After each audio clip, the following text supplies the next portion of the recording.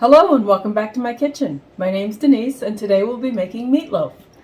This is my mom's recipe. I ate it for years as a child and after she passed, God rest her soul, I miss her every single day. But I carry on her tradition with her meatloaf and many other recipes. And today I'm sharing her recipe with you and I hope you enjoy it as much as I do.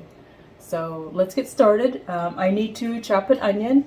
I don't have a yellow onion in my house, so today I am chopping a red onion. Just use whatever you have in your house.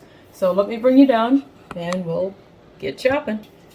All right, so there's the root end and the other end, I'll call it. So I start there and then I put it flat and I cut my onion in half. Now all these pieces and parts I will put in my bag that I have already started of onion pieces. And I will put this in the freezer. This is what I will use. I just realized I didn't have my microphone plugged in, so I hope this audio is better. So this is the freezer bag I already started, and it's the end pieces and things that I will use to make my homemade chicken stock. So let me just take this outer piece off and put it in here. And what the heck, we'll just take that whole extra piece off. If I don't need it, then I will put it in the freezer for the next time I need an onion. So let me get this cleaned up and I'll be right back.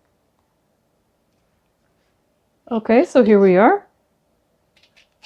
And I'll just start making my slices in the onion here. Keep my fingers out of the way. I've certainly cut myself enough times to where I know better.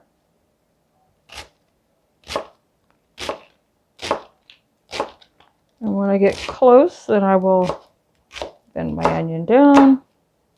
And then I will take this end piece that most people throw away and I'll put that in my freezer bag. And my oven just kicked off, so it's preheated for this meatloaf we're preparing. And so now we'll do this other half.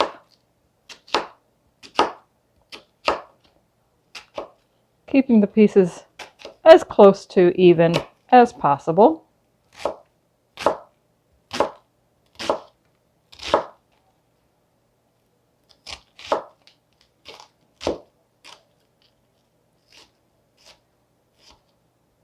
All right, and there's the end piece again.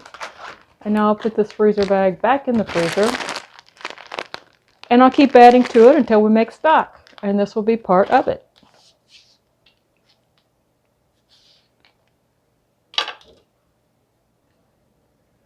So now I've gotten that cleaned up and we're gonna go ahead and proceed. I've put gloves on because I don't like to get my hands that dirty. I don't know what it is. I love to cook, but there's something about getting raw meat on my hands that I just don't enjoy.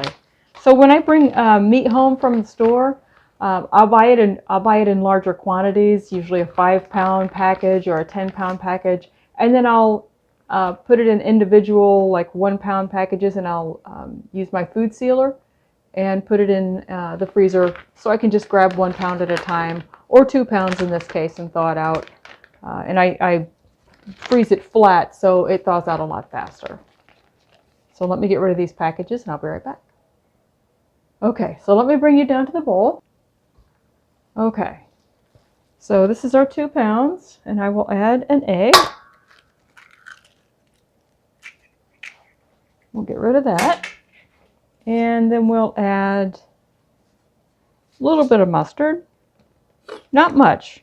Mustard is pretty overpowering, so you want to go light on it until you're familiar with how much you want in your recipe. A little bit of Worcestershire sauce, a little cumin and coriander here. They're cousins. Whenever I use one, I usually use the other one. And I'll add in some minced garlic. And I like my garlic, so I'll add a little extra. And then I like to add a little bit of barbecue sauce into the mixture itself.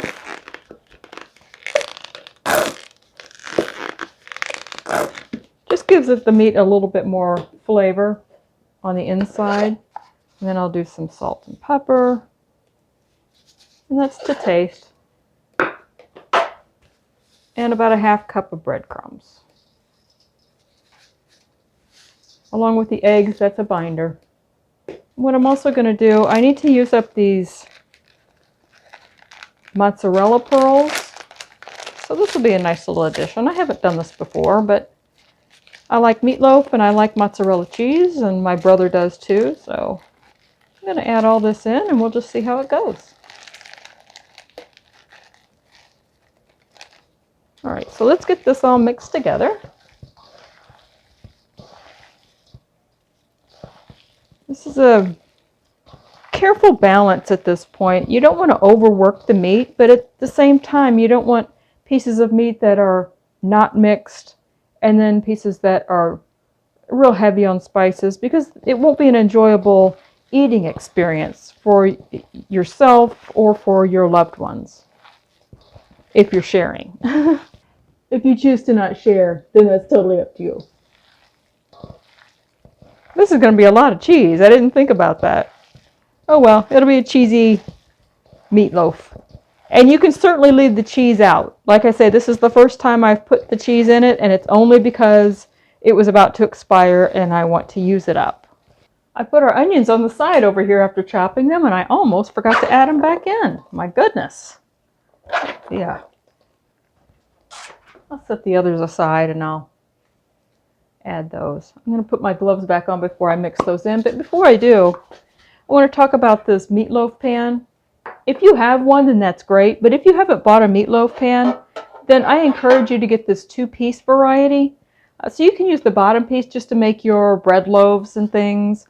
Having this top piece that you can insert is nice for meatloaves because it has these holes in it and it drains the grease away from the meat as it's baking. And so then when you go to slice it and when you go to eat it, then you don't have all that extra grease that you're eating. All right, so now we'll just put this in our pan.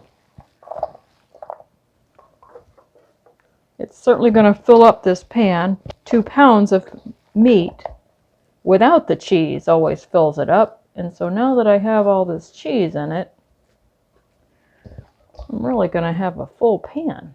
I don't pack it in real tightly, but I do want to have a good experience when I go to slice it.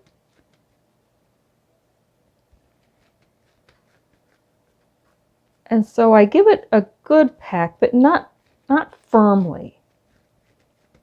And this is what my mom always did, so don't judge me here. This is what I love. Put the ketchup on top. Gives a nice sweetness.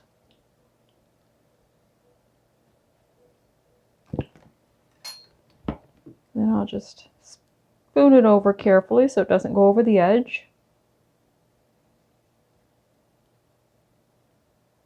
I think I may have to put a pan under this one in case it bubbles over, because this is right to the edge. And anyone who follows my channel knows that I take risks with the edge of my pan. I always seem to be using it to its fullest capacity. So for any manufacturers out there, just know that some of us, when you say 8 quarts or when you say a 2-pound baking dish or whatever, some of us use it to its fullest capacity. This is what the meatloaf looks like prior to going in, and you can see nothing in the bottom so far, but there will be when we're done. So we're going to go off to the oven now. So I just put that in the oven. It's going to bake for an hour at 350 degrees Fahrenheit, about 180 Celsius. And I will see you when I take it out of the oven, and we'll check on it then. Okay, so we're back. Our meatloaf is out of the oven. So let me bring you down and show it to you. This is what it looks like. And as I bring out this, it's been resting, so trust me, it's cool enough for me to touch it, but it is still warm. And that's all the oil that we're not going to get in our bodies. Look at all that. Yuck. So I don't want to make too much of a mess. I'm going to put some of this on a plate, and you can see all the cheese. Man, there's a bunch of cheese in there. So I'm going to put some of this on a plate, and we'll taste it. Okay, so let's give it a taste. Get some cheese.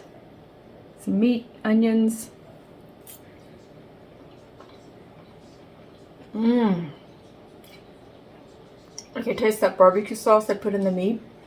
Really good addition. I don't do that very often. Wow, I can taste the cumin, coriander, not as much. This ketchup on top brings me back. Always makes me think of my mom, my childhood. I sure miss her. This is a really good meatloaf. I encourage you to try it. If you have your own recipe, let me know what it is. Maybe I'll try that one next. So, bon appetit! Thank you so much for joining me in my kitchen today. It's always a pleasure to have you here. If you like this video, please give it a like and leave me a comment. I enjoy reading them. I love having you in my kitchen, and I look forward to seeing you again. Until my next upload, be safe and be well.